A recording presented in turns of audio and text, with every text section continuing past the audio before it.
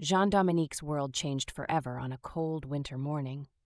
In a freak accident that lasted mere seconds, he lost sight in his left eye, a devastating injury that threatened to rewrite everything he thought he knew about himself.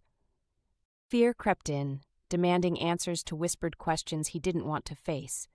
Would he ever feel whole again? Would his dreams of finishing his novel slip away forever? Jean, like so many facing enormous challenges, stood on the precipice of despair, wondering if he'd ever find his way back. Please adapt this chapter as is. You see, before the accident, writing had been Jean's sanctuary. When he faced doubt or sorrow, he turned to his stories, a world he could shape and breathe life into, even when the real one felt too overwhelming. But now the task seemed impossible. Staring at his laptop screen with one functioning eye left him dizzy and disoriented, the glare more than his new limits could bear. Pages remained blank, and soon the novel felt like a cruel ghost of something he once dreamed of starting. But the fear of failure didn't stop haunting him. Day after day, he wrestled with the urge to give up entirely.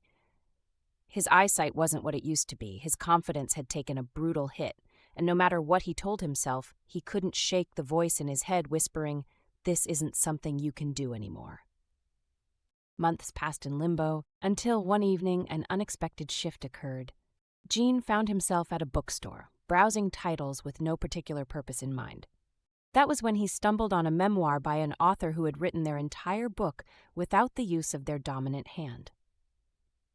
The pages told a story of grit, unconventional methods, and finding beauty within restraint. Jean didn't necessarily believe inspiration could swoop down so suddenly, but he left the bookstore changed. His internal dialogue had shifted from "Can I still write?" to "How can I write in a way that works for me now?" The next morning, Jean made a single vow: write one sentence, however crooked, however frustratingly slow. Please adapt this chapter as is. And so it began.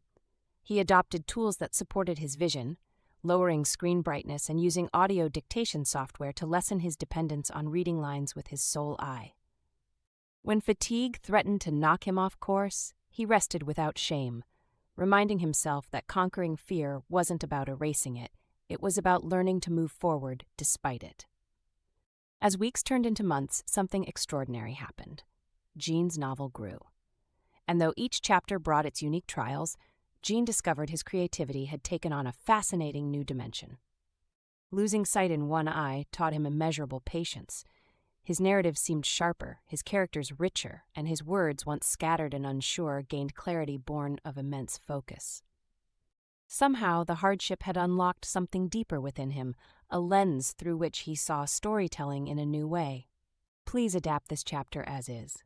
On a damp autumn evening, Jean typed the final period of his novel, a moment that felt surreal. He closed his laptop, breathing in the weight of what he'd just accomplished. The book wasn't just a novel. It was living proof that fear doesn't have to win.